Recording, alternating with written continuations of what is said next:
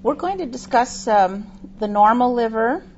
We'll talk about Doppler of the hepatic vessels. We'll talk a little bit about diffuse liver disease patterns, then move into portal hypertension and focal liver masses. Now, the normal liver, when we look at it sonographically, we pay attention to the size of the liver, the shape of the liver, the echogenicity, and the echotexture. The echogenicity and echotexture are two different things that we talk about. Echogenicity has to do with the level of brightness of the liver parenchyma, and we use portal vein walls to compare that. And texture has more to do with the homogeneity of the liver. The liver is very susceptible to technique. We have to make sure that we have a nice, smooth TGC curve. We want to make sure that the penetration goes all the way back to the diaphragm. Here is this curvilinear bright structure. We would like to have the vessel lumens clear of extraneous echoes. And when we scan the liver, we want to make sure that we clear all of the margins of the liver. In this case here, we have very good technique coming through this side of the image. We have nice echogenicity, clear vessels. We get through to the diaphragm. But here we seem to have some kind of division, some kind of dropout of sound. So we would have to correct that, either apply better pressure on the abdominal wall and try to even out the echogenicity here of the liver. One thing that's very important, and this is important for all structures that we image in ultrasound, we always want to be able to see at least 2 to 3 centimeters beyond the margin of any organ so that we can exclude possibility of any exophytic masses or any kind of adjacent masses that can affect the organ. In this case here, this is the liver. The inferior edge of the liver would be here, but because we were trying to clear 2 to 3 centimeters beyond the margin, we noticed that there was a mass hanging off the inferior edge of the liver. We would have never seen it if we would have stopped our picture at the inferior margin of the liver. And if you, by the way, this was a hepatocellular carcinoma, a hepatoma, 5 centimeter hepatoma hanging off the margin of the liver. And if you think that this is an anecdotal or unusual case, here's another case that we had fairly recently.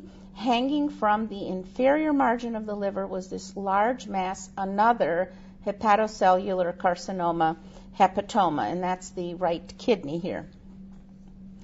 Now, as you scan the abdomen, you should always have in mind the different parenchymal organ echogenicities and have a kind of a relative scale in your mind of the different echogenicities. The renal medulla is the least echogenic of all the parts of upper abdominal organs. It is much less echogenic than the cortex of the kidney, which in turn is less than or can be equal to echogenicity of the liver. We used to think that equal to the liver was abnormal, but now we know that especially in young people, cortical echogenicity could be equal to liver echogenicity. Now, we also know that the liver is less echogenic than the spleen, but that's something difficult to ascertain because usually the liver and the spleen are not on the same picture, and you would really need them to be side by side to tell which one is more or less echogenic. That can happen sometimes. Now, this is a scan of the left upper quadrant, and we're looking at the spleen here, and we notice that the spleen has sort of a double shade, has a darker area and a brighter area, almost like a double shaded spleen. However, we also note that there are some little vessels in this part of the spleen, not so much seen here. And then we realize that this is liver. This is the left lobe of the liver going all the way across to the left, hugging the spleen, and so that it looks like it's a part of the spleen, and it isn't. So this is liver, which is indeed less echogenic than spleen. And this is not to be mistaken for a subcapsular hematoma. Sometimes this is mistaken in the spleen. So there's our proof. Now, The liver is also less echogenic or equal in echogenicity to the pancreas. Pancreas usually more echogenic, but they can be equal, especially in younger people. So here is pancreas, and here's the left lobe of the liver, and they're fairly equal. When we compare echogenicities, we should be comparing at a similar depth of the beam. Oh, and one more thing here, that the pancreas itself is less echogenic than retroperitoneal fat, which is hyperechoic, and also less echogenic than the renal sinus echoes. So renal sinus echoes and the retroperitoneal fat are hyperechoic and the most echogenic of all of these parenchymal organs. When we look at the liver parenchyma itself, we realize that there are little holes throughout the liver. Sometimes we see little cylindrical shapes, and some of them have bright walls, and some of them do not. So then we have to figure out what we're looking at. When we do ultrasound sonographically, the vessels that are visible within the parenchyma of the liver are the portal vein walls and the hepatic veins. The hepatic arteries and the bile ducts typically are not visible within the parenchyma of the liver unless they are abnormally dilated. We can see them in the porta hepatis, which is just outside the liver, but as far as being inside the liver, we only see these two vessels. If you think about the liver, you realize that there are 4 tubular systems that go throughout the liver. We have the portal venous system, the hepatic arterial system, and the bile ducts. These are intimately related at the porta hepatis.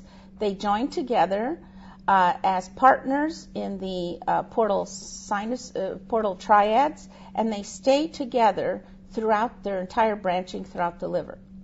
The 4th tubular system is the hepatic veins. Now, the hepatic veins drain the liver superiorly towards the IVC, inferior vena cava, and they stand alone. They do not have anything associated with them, and that becomes important to us. We'll see in a minute.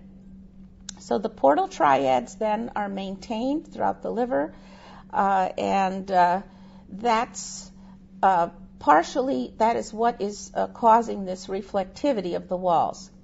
Portal veins have bright echogenic walls, and we use this for comparison of parenchymal echogenicity. What happens is the main portal vein, it enters the liver through the porta hepatis and almost immediately splits into a right and left portal vein.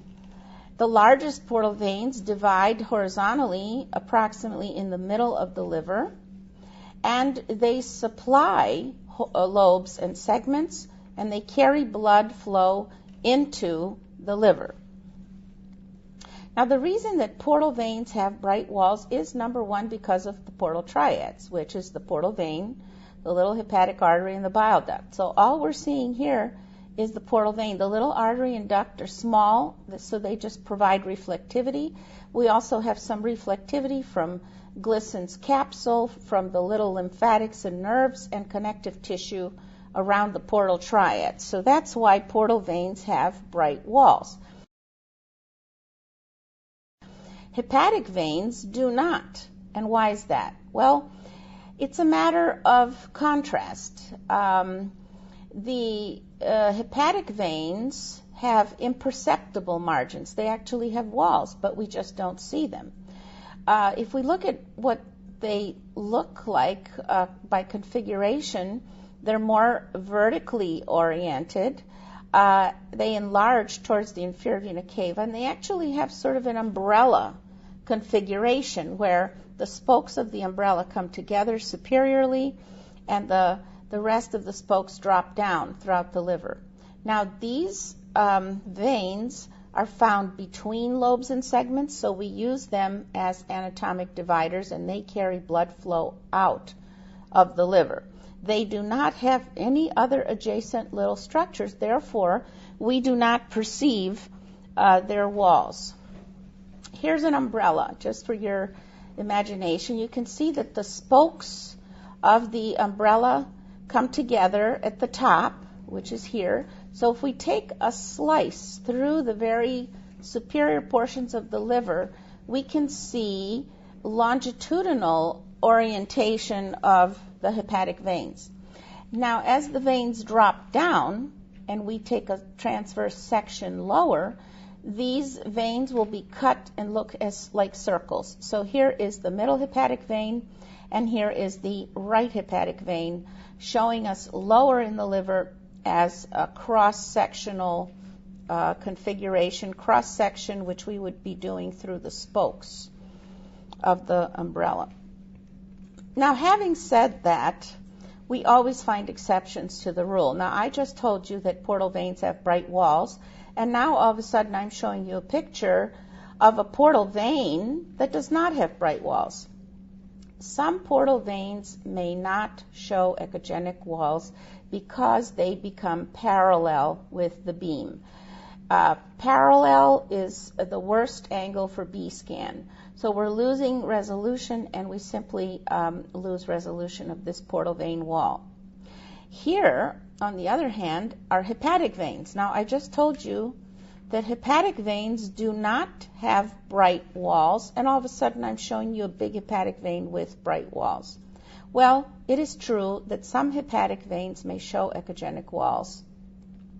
That's because they're large veins and they have thick walls, so they do have reflectivity. But also, in this case, this vein is completely perpendicular to the sound beam, and that's the best angle for B scanning. Therefore, we see the hepatic vein wall. So, two exceptions to the rule explained by angles. So we have some now a little bit of insight into the anatomic landmarks on transverse scans of the liver. And let's look at these. In high portions in the upper parts of the liver, we see large hepatic veins coming together into the inferior vena cava. In the mid portions of the liver, we see the portal veins kind of horizontally situated, the left being a little higher than the right, but nonetheless with the bright walls. That we know now that we're in the middle of the liver. If we look at transverse lower sections of the liver, we don't see any big veins. We see an echogenic line here. This would be where the falciform ligament comes in, and the umbilical fissure, the fissure for ligamentum teres, and that will mark the lower parts of the liver for us. So we'll know if we're high, mid, or low in the liver. Now, since I mentioned ligamentum teres, let's talk about that. Ligamentum teres means round ligament. We have different round ligaments in our body, but this is the round ligament in the liver, which is the obliterated fetal remnant of the umbilical vein. So the fetal umbilical vein, once the fetus is born, there's no need for that vein, so the vein clamps down and becomes almost like a thick fibrous kind of cord located within a fissure, within the fissure for ligamentum teres. So the fissure has a little fat in it. That's what gives us bright reflectivity. So somewhere in here is the collapsed, obliterated ligamentum teres, surrounded by echogenic fat. This is a transverse section of the left lobe, and that becomes a divider of the left lobe into medial and lateral segments on a transverse scan. Also notice that there's some shadowing behind this. And the reason that it shadows is not because it's calcified, and this should not be mistaken for a calcified mass, but it's because the ultrasound beam strikes this at 90 degrees, which is directly striking this fibrous cord, and that shadows behind it. As soon as you change the angle a little bit, that shadowing will disappear. If it was truly calcified, there would be shadowing no matter what angle you come from. The fetal umbilical vein came into the umbilical segment of the left portal vein. We can see this when we cut the liver sagittally at this precise level, we are now taking a sagittal image, and we can see the brightness of the fat surrounding the ligamentum teres within this umbilical fissure, and notice that it goes directly into the umbilical segment of the left portal vein. So that's where the fetal umbilical vein enters the portal system. This vein may recanalize in portal hypertension, and once again, it is a divider of the left lobe. So while I mention fetal remnants, I'll mention the ligamentum venosum. Ligamentum venosum is the obliterated fetal remnant of the ductus venosus. The ductus venosus carried blood out of the liver. In the fetal circulation, blood entered the liver, but there was no reason to stay in the liver. So there's a ductus venosus that right away carries the blood out towards the inferior vena cava and towards the fetal heart. That ductus collapses once the fetus is born, and it lies within the fissure for ligamentum venosum. Now, here on a sagittal section, that fissure appears to be a bright line, which is located between the caudate lobe and the left lobe of the liver. Behind the caudate lobe is the inferior vena cava. Okay? When we turn 90 degrees and do a transverse section, the fissure appears here again as a bright echogenic line. Somewhere in here, we don't know where, is the collapsed ductus venosus, probably closer here to the umbilical segment of the portal vein. So it would have come out, and on higher sections, it will enter the inferior vena cava.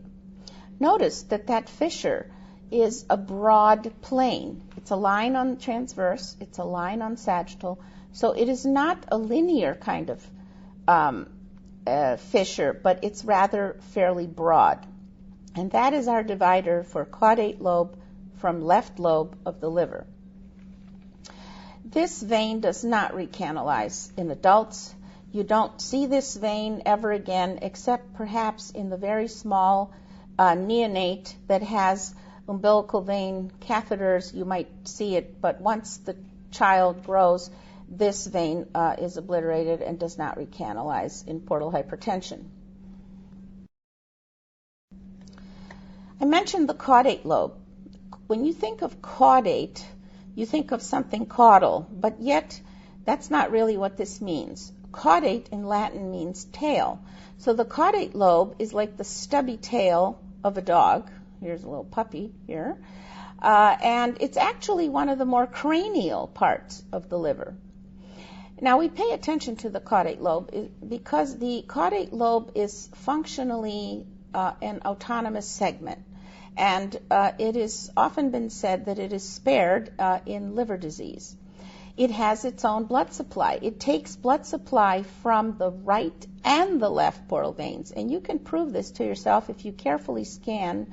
If you have a good patient, a thin patient, and you look around the portal veins, you can see small branches entering the caudate lobe. And you can also see venous drainage, separate venous drainage directly into the inferior vena cava. And supposedly that drainage here is what helps to protect the caudate from other diseases. Now, another thing you should know about the caudate is that it itself can look like a mass sometimes. We call that a pseudomass. Here's a section of the liver, and it looks like there's a mass in the caudate. So I would caution you, this is an artifact. If you ever think you see a mass in the caudate, ask yourself first, are you sure that that's not a pseudomass? What happens with the pseudomass, the ultrasound beam comes through the portal structures and becomes attenuated. So it partially drops out, giving it the appearance of a hypoechoic mass. If you move off of this porta and come in with the beam from different angles, you will see that this is not truly a mass. That's why it's a pseudomass.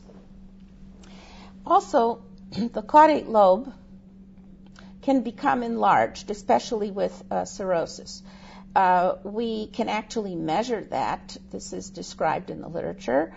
And the caudate is enlarged when a certain ratio of the caudate to the right lobe is enlarged. So what we would do, we would take a transverse section of the liver, we would take the medial margin of the caudate and the lateral margin as the lateral margin of the portal vein. That we would measure as the width of the caudate lobe, and the rest of it is the width of the right lobe. Then we would take a ratio of C over R, or caudate over right lobe, and if the ratio is over 0.65, that becomes an enlarged caudate. If the ratio is over 0.73 or so, that's very specific for cirrhosis of the liver. But you have to have the whole transverse scan on one picture. It's easier to do on CT. So now that we've talked about the hepatic and the portal veins, this leads us into the basis of modern lobar and segmental anatomy. This is the basis of surgical procedures nowadays. This is the reason why surgeons can go in and remove a subsegment of the liver, let's say a metastasis in a subsegment, and not harm other parts of the liver. This is possible because of now our understanding of this lobar and segmental anatomy. Now, we've already told you that hepatic veins drain peripherally, so they are interlobar and intersegmental, therefore we use them as dividers. Portal veins feed the segments centrally, so they are intralobar, intrasegmental, and we use them to name the segments.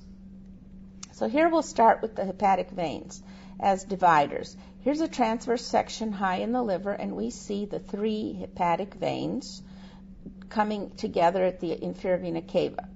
The middle hepatic vein divides the liver into right lobe and left lobe. The left hepatic vein divides the left lobe into medial and lateral segments. But this only occurs in the high parts, cranial parts of the liver. That's where the hepatic vein is. The right hepatic vein divides the right lobe into anterior and posterior sections. Okay, so now we have right and left lobes divided. Now the portal veins, they feed the segments, we name the segments, and they define the segments. Okay, so here we have a portal vein with bright walls. The main portal vein just came into the liver and immediately divided into a right portal vein, which is rather short because it suddenly splits into the anterior segment and the posterior segment. Okay, so this is the division of the right portal vein. So here is the right anterior segment, and here is the right posterior segment of the liver. And notice, here's our right hepatic vein, and here's our middle hepatic vein. This plane of separation, middle hepatic vein in line with the inferior vena cava, is our divider of the liver into right lobe and left lobe. And the right lobe is further subdivided into anterior and posterior segments. The left lobe has its own divisions. Now here, after the vein split, the main portal vein, the left portal vein has a longer course. It travels towards the left lobe and suddenly takes an abrupt anterior turn. This is the only part of the portal system that suddenly aims anteriorly. Okay, that's the umbilical segment of the left portal vein. And it sends off lateral branches and medial branches. So this would be the medial segment of the left lobe, and these are lateral segments of the left lobe. This is used as a divider. This is the only part of the portal venous system that is used as a divider. I told you hepatic veins are dividers, but this is the only part of the portal system that's used as a divider in the midsection of the liver. Okay? That's our division of middle hepatic vein dividing right and left lobes. So here we have our subdivisions on subdivisions in this case of the left lobe. I've already mentioned three. I'd like to put them all together for you. So we have dividers of the left lobe into medial and lateral segments. High up on high sections, it's the left hepatic vein that divides the left lobe into medial and lateral segments. In the middle of the liver, it's the umbilical segment of the left portal vein, which divides the liver into medial and lateral segments. And lower down, where there are no big veins, we have the echogenic falciform ligament coming in and the umbilical fissure dividing the liver into dividing the left lobe into medial and lateral segments. So superior, mid, and inferior parts. Another point that I'd like to bring up here is about the division of the main portal vein. Precisely where the main portal vein comes in and splits, right in that line here, we can use that as another anatomic divider of the liver. If we look at the liver frontally or en face, we'll see that that part of the portal vein divides the liver into superior and inferior segments. However, so that's on coronal sections. If we look transversely, we slice up the liver, and we find that division in the middle of the liver, that will divide further into anterior and posterior segments. So the same vein, it's a tubular structure, can divide things into superior and inferior, as well as anterior and posterior. So it becomes useful. All of that put together helps us subdivide the liver into subsegments, which is useful, very useful for the surgeon, because if we can place a lesion in a specific segment, the surgeon can then go after that lesion and remove it without harming other vascular supplied segments of the liver. This is the basis of the Quino system, a French system that divides the liver into 8 segments. If we look at the liver from the front, this would be the left anterior lateral segment. Behind it would be the left posterior lateral segment. Way in the back is the caudate lobe. That's always segment 1 in any system of classification because it kind of stands alone, so we get it out of the way. Then we see the medial segments. We have a superior and inferior medial subsegment. And when we get to the right lobe, here we have anterior superior in blue, and we have anterior inferior in purple. For you to see the back, I've rotated this liver slightly. So here's anterior superior, anterior inferior. In the back is posterior inferior and posterior superior. These segments are labeled 5, 6, 7, and 8. It's kind of an unusual system. It kind of twists around like a figure 8. Nonetheless, each segment has a number. Now, I don't think that you should learn all of these segments with numbers because you have to know what your surgeon uses. Your surgeon may not use this classification. But if you divide and explain that it's left posterior lateral or right posterior superior, they will know then which part of the liver the lesion is in. So here's a little quiz. Name the subsegment with the cyst. Okay, this is a transverse scan of the liver. So where would you place this cyst? What subsegment? This is transverse, and here's a sagittal scan. Okay, well, I hope that you were able to see that this is the middle hepatic vein, so this is in the right lobe. And this is the right hepatic vein, so that's in the anterior segment of the right lobe. And it's up high by the large hepatic veins, so it's in the anterior superior part of the right lobe, which is segment 8. And that is confirmed here on the sagittal where this cyst is high up sagittally rather than in the lower parts of the liver. So then you can tell, you can precisely locate this lesion. Let's look a little bit at the portal veins.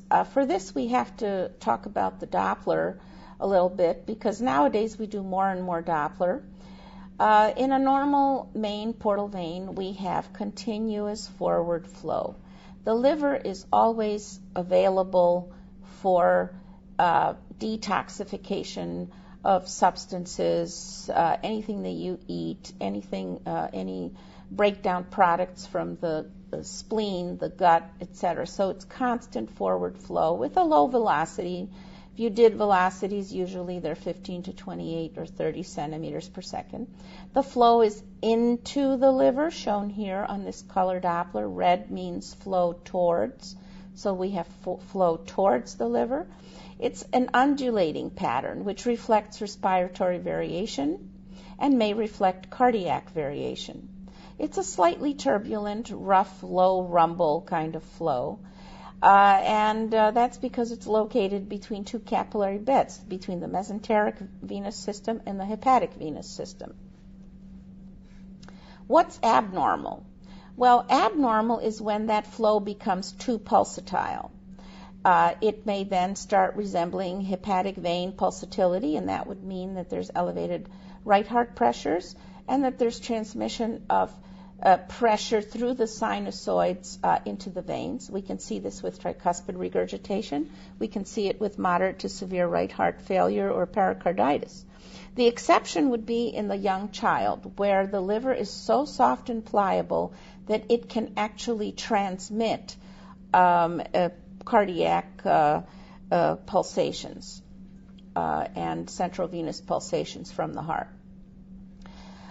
Here is an abnormal pattern of a main portal vein. Suddenly it becomes too flat, very flat and continuous flow with loss of that undulating pattern, and that's what we'd see with cirrhosis and hepatic fibrosis, where the liver becomes stiff and we lose that undulation.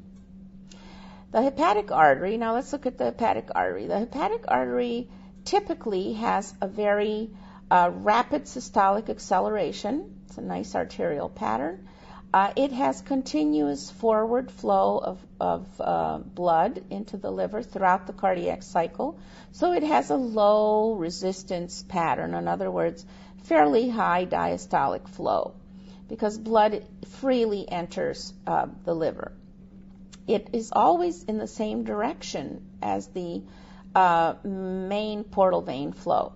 So on color Doppler, these two vessels, the artery and the main portal vein, are always the same color. So if you set your color map with red, meaning towards the transducer, both will be red. If you turned it blue, as meaning towards the transducer, both should be blue. But you should not have one red and one blue, because of course this has nothing to do with oxygenation. It's direction.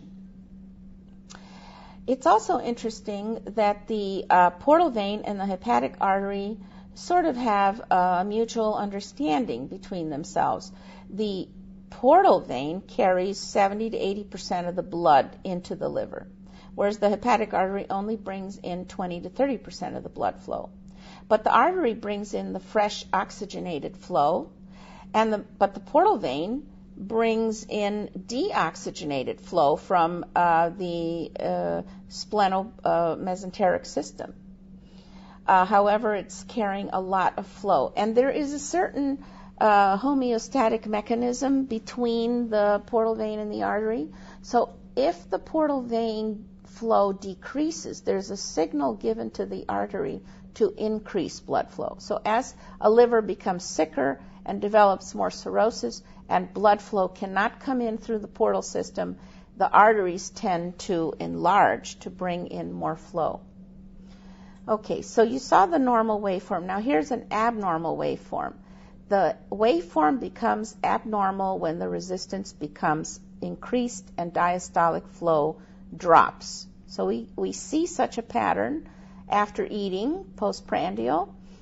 We also see this with portal hypertension, more resistance in the liver, and more importantly these days, transplant rejection. We will pay attention to the arterial waveform. Now, another way that the artery has abnormal Doppler is post-liver transplant. That's when it becomes important to us. If we see a tardus parvus waveform after liver transplant, this is an abnormal finding. We would see low upstroke and fairly low velocity, which means that proportionately the diastolic flow is elevated. So we have a prolonged systolic acceleration time, and then this tardus parvus waveform. What it means is that there is a hepatic artery stenosis, anastomosis. There's an anastomotic stenosis post-operatively. So we are not seeing the flow through the stenosis itself, but we are seeing the flow downstream from the stenosis when the flow has lost energy and is trying to relaminarize and is weak. And that's why we get the tardus parvus syndrome. So we don't actually see the stenosis, we just see the effect of the stenosis downstream in a transplant. Now let's look at the hepatic veins. Normally, the hepatic veins drain towards the heart.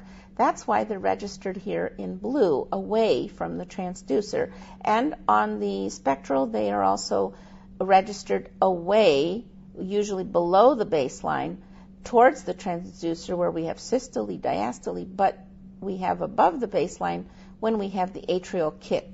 So we have systole, diastole, kick. Systole, diastole, kick. The normal Doppler here, the reason for this pulsatility is because it reflects respiratory phases and variations in central venous pressure that is transmitted from the right atrium. It also reflects the compliance of the liver parenchyma, giving us this triphasic waveform, systole, diastole, kick. Be careful, though, because deep inspiration or Valsalva may reduce this pulsatility and dampen it, causing you to think there's a problem. So the waveform becomes abnormal when we lose that triphasic flow. When we lose that, we know that there's elevated right heart pressure. We lose the oscillations or the amplitudes. We can actually lose the atrial kick. We lose that first, and then the whole waveform starts to be more dampened, eventually turning into a monophasic abnormal waveform that is flattened and actually almost resembles portal vein flow. We call this portalization of hepatic venous flow. So it should be a nice pulsatile pattern, and all of a sudden now it's flow. It's because the liver is stiff, the liver is non-compliant, and does not allow this wave to be reflected in the vessels. So now let's talk about sonographic liver patterns. There are basically three patterns in the liver: the normal pattern, the CENTRI-LOBULAR pattern, and the fatty-fibrotic pattern. We already discussed the normal pattern. Now there's the CENTRI-LOBULAR and the fatty-fibrotic. If you look at it closely, this one has too many portal vein walls. This one doesn't have any, and let's talk about the reason for that. In the CENTRI-LOBULAR pattern, what happens is the liver is edematous, so that the parenchymal cells, the sinusoids, the hepatic cells, become edematous, increase in water, drop their echogenicity. Okay? And that makes the portal vein wall stand out, giving it a starry night appearance. So you have these bright walls standing out in a dark background of the night sky. So what we see increased brightness and of the portal vein walls, and we seem to have more portal vein walls. Now the liver does not make more portal veins, it's just that we see them because now we have more contrast. This pattern is seen with acute hepatitis, also seen with acute right heart failure. You may see it with infiltrative diseases of leukemia and lymphoma. We used to see it with toxic shock syndrome, but we don't see that much anymore. And we can see it with 2% of normal cases. And the 2% of normals are usually the young, thin adolescents, maybe 15 to 20 years old. They're so easy to scan and see so well that they look abnormal, and that's easy to tell. The patient is healthy. There's no liver function test abnormalities, so those would be normals. Beyond that, we have to be cautious and rule out liver disease. I would like to bring up fulminant hepatic failure because this is something that's very serious but could easily be dismissed or misdiagnosed. You will not see this often, but when you see this, you should think of fulminant acute hepatic failure and liver necrosis. What you'll see is areas, patchy areas of decreased echogenicity with prominent portal vein walls, and areas that look normal. They look echogenic, but they're actually normal areas of liver. You look back at these, this is the starry night pattern reflecting acute edema or necrosis, and these are areas of normal or regenerated liver. So they come in patchy areas.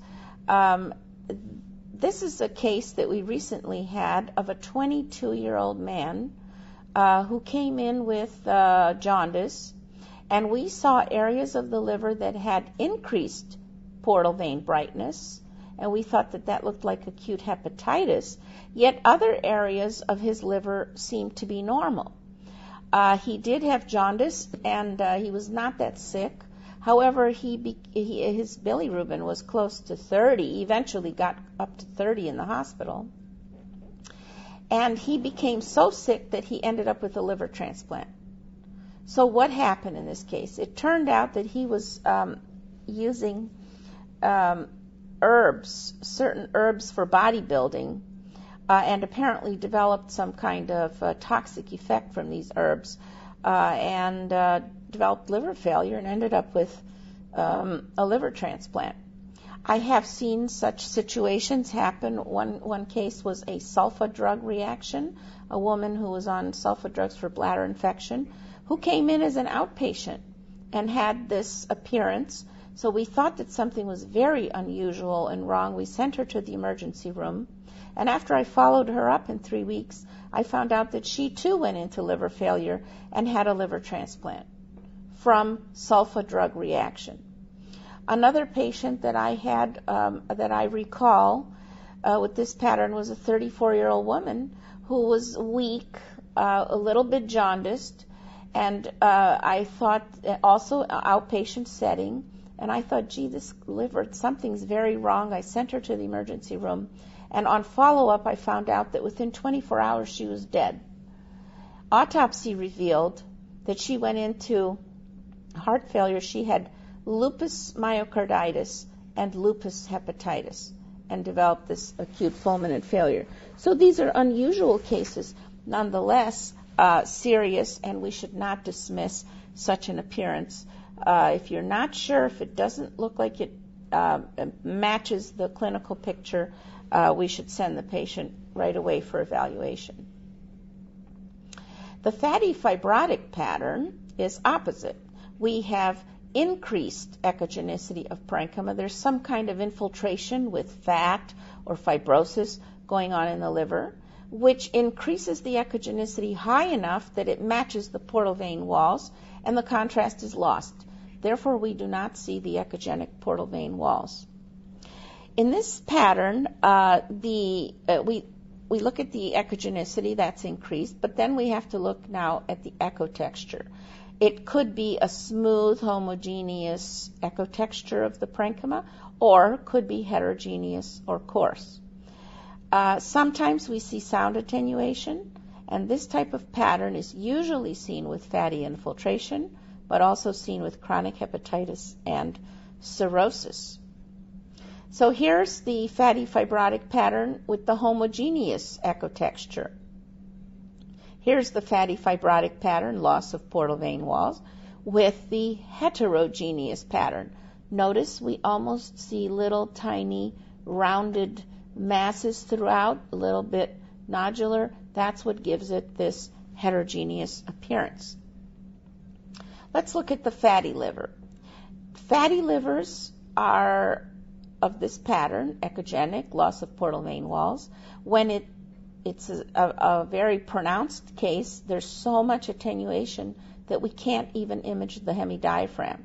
as we have in this case. We've tried to increase the TGC curve posteriorly, and we cannot fill in with echoes. Notice how nice and homogeneous this pattern is. Now, FAT can do two things focally. We can have focal fatty infiltration, and we can have focal fatty sparing.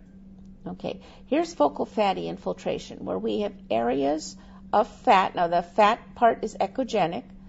Fat areas of fatty infiltration interdigitating between areas of normal liver parenchyma. And we also can have focal fatty sparing. Here are areas of normal liver, not affected by the fatty infiltration. You look carefully, you see little vessels inside. There's no distortion. This is a completely normal little liver pattern. That's areas of normal liver spared. These can possibly be confused with liver masses. However, they occur in a very typical location around large portal veins, around fissures, and subcapsular. So we tend to look in those regions, and we look for internal architecture and see that it's not distorted. Cirrhosis has this fatty fibrotic pattern. Now, when we make a diagnosis of cirrhosis, we look for heterogeneous echo texture, so coarse sometimes that it looks moth-eaten, and it's from these little islands of regenerated tissue mixed with diseased tissue that causes this heterogeneous pattern. The livers tend to be small and shrunken. They have a nodular surface. Often there's ascites to help us delineate the surface.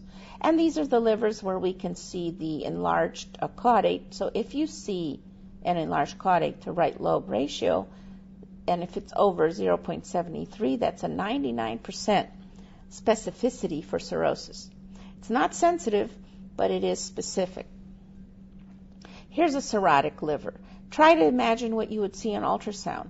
You see these nodular areas of regeneration all throughout. In between are these fibrotic bands, and that gives this nodular appearance, sometimes micronodular, sometimes the nodules are bigger, and sometimes macronodular appearance. Look at these tiny little islands of regeneration inside the liver, which cause vascular channel disruption, etc. So when we see a cirrhotic liver on ultrasound, we then have to right away look for clues of portal hypertension. So with portal hypertension, the liver is diseased. The liver parenchyma develops resistance to blood flow. This increases the portal venous pressure. Eventually, the portal flow will slow down, and it will reverse, and flow will actually be going away from the liver, hepatofugal, and there's then increased risk of bleeding because collateral vessels open up. The ultrasound findings of portal hypertension include ascites, a dilated main portal vein, splenic vein, or spiromesenteric vein. What is a dilated portal vein? Well, a portal vein bigger than 13 millimeters in diameter we consider dilated. A splenic vein or superior mesenteric vein centrally, when it measures more than 10 millimeters, we consider that dilated. So just a simple measurement. We look for collaterals. Splenomegaly is part of it, and various Doppler findings. Where would we look for collaterals? Well, right away, the first place to go is the gastroesophageal junction, GE junction. We then can look for a coronary vein, which would be a little branch off the main portal vein or off of the splenic vein. We would look for a recanalized umbilical vein heading towards the umbilicus. We can have gastrosplenic vessels. We can have a splenorenal collateral. We can have a gastrorenal collateral. We can have perisplenic, all kinds of retroperitoneal collaterals, vessels that we don't usually see suddenly appear. So we try to look for them. On ultrasound, here is the aorta, the gastroesophageal esophageal junction, GE junction, and tortuous serpiginous vessels in the region. These would be the gastroesophageal collaterals. Here is a sagittal section through the recanalized umbilical segment, recanalized umbilical vein, and it has flow heading out of the liver towards the umbilicus, hepatofugal flow out of the liver. In this image, we see the splenic vein, which is posterior to the body of the pancreas, and it seems to have a branch. We usually never see a branch there, but when we see such a branch, that's a perfect place for a coronary vein.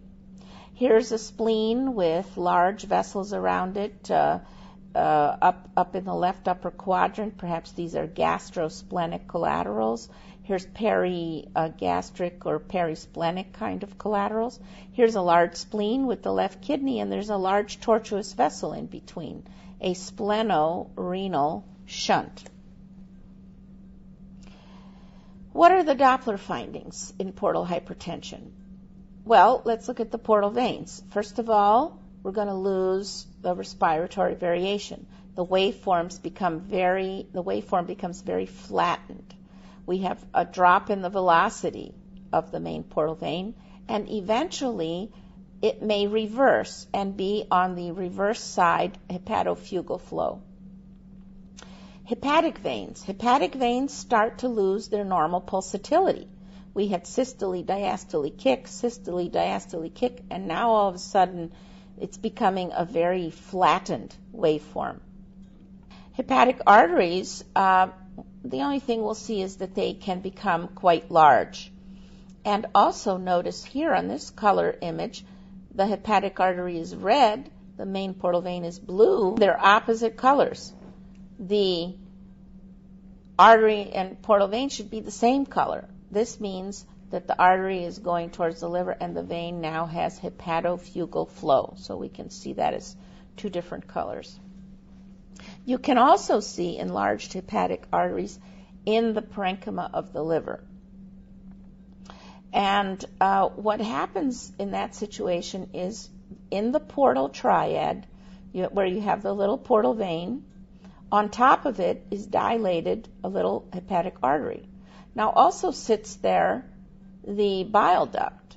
Usually when we see a dilated duct on top of the portal vein, we see this parallel channel arrangement. But it can also be seen with a dilated hepatic artery. We turn on Doppler. One has venous flow, one has arterial flow. Now the last segment that I'd like to talk about the liver is regarding liver masses. Ultrasound is excellent in detecting focal liver lesions. We're very specific. We're specific for liver cysts, but liver cysts that are about 1 centimeter or more, because very tiny ones we may not be so sure about. But ultrasound is not good in differentiating among the different pathologic entities. There are very few ultrasound features outside of cysts that are characteristic of the mass itself, the pathology. We are not good in distinguishing between benign and malignant masses. Triple face liver CT and MRI are excellent modalities for this, but we are good for picking up a focal mass, and we are also very helpful in the diagnosis in the proper clinical setting. We're good for follow-up and as a guidance for biopsy. We can see simple cysts. Now this is a classical cyst like anywhere else in the body. Anechoic mass, smooth margins, excellent sound transmission. So this is a simple cyst in the liver. What else can be simple cyst? Well, an old hematoma, a hydatid or echinococcal abscess, which this is. This is a patient from Egypt who had a solitary cyst, and eventually this was diagnosed to be echinococcal. A biloma or a seroma can look like a simple cyst. And if we ever have a vascular or if we ever have a cystic structure that looks unusual, not perfectly round, we should always think of the possibility of this being some type of vascular structure like an aneurysm or some unusual fistula like arterial portal venous fistula or portal to hepatic vein type of a fistula. We can have multiple cystic lesions throughout the liver. Very often these are associated with adult polycystic kidney disease or the dominant polycystic kidney disease. We could see multiple cysts with echinococcosis or hydatid disease, as was in this case. We can have multiple cystic lesions throughout the liver that are actually choledochal cysts, the type 4 and the type 5. Type 4 has the dilated bile duct. Type 5 has a normal bile duct. But we can see these cystic structures throughout the liver. If we look at them closely, we will realize that they actually connect, and these are tortuous tubular structures. But many times they just look like collections of cysts. This is a reminder for you of the choledochal cyst. The type 1 has a dilatation of the bile duct. The type 2 has a little diverticulum, a little cyst, off the bile duct. Type 3 has a little choledococele protruding into the duodenum. Type 4 has dilated biliary ducts throughout the liver looking like small cysts, and it also has an associated fusiform dilatation of the common bile duct. And type 5, or Caroli's disease, has the dilated intrahepatic ducts but no dilatation of the common bile duct. So these types you can see, and it's these two that would have dilated cystic type structures in the liver. Complex cystic masses. What about cystic masses with echoes inside of them? Well, that could be from a hemorrhage within a cyst. It could be from infection in a cyst. It could be a hematoma in the liver. It could be an abscess in the liver. Notice that there's sound through transmission, so we know that this is of a cystic nature. In this case, this was an abscess. It could be a biloma or seroma. Could even be a large biliary cystadenoma. Or could be cystic or necrotic degeneration within a metastasis or a malignant tumor. Liver abscesses sometimes cause trouble in diagnosis. A liver abscess, when it has fluid and debris, is fairly easy to spot, but when it has bubbles of gas or pockets of gas, that sometimes may shadow out the back wall of the abscess itself and may cause confusion in its appearance. Here's another way that an abscess can confuse us. An abscess completely filled with pus can be echogenic and sometimes look isoechoic with the liver, and it may actually mimic liver and you may not recognize it. But your eye then would catch some effect on a vessel. Perhaps you may catch an edge effect from the curved surface, and you would eventually realize that there is an abscess here within the liver. This is a fairly characteristic appearance. If you saw a cystic mass in the liver and you saw this kind of folding membrane referred to as the lily pad sign, this is the sloughed internal membrane folding in upon itself, very characteristic of an echinococcal cyst. If you see this, you may be the first one to suggest this diagnosis. Patients travel these days to various parts of the world and may bring back a souvenir, an echinococcal cyst, and nobody may think of it until the characteristic sonographic picture is presented. Other complex cystic masses can occur. We can have benign, we can have malignant. This happens to be metastases that are complex cystic lesions. This one is an echinococcal cyst with internal debris. This one, metastases. So we can't really tell. There's nothing specific. So that's why I'd like to make just a list of hypoechoic masses in the liver. Nothing very specific about these. We can have an abscess, we can have an adenoma, focal nodular hyperplasia, a hemangioma, an unusual atypical hemangioma, focal fatty sparing, microabscesses. They can be hypoechoic. It could be a malignant metastasis, hepatocellular carcinoma, or lymphoma. We can't tell. This happened to be a case of focal nodular hyperplasia, this should be hyperplasia, and this was proven by MRI. We see in the literature that focal nodular hyperplasia has a central scar.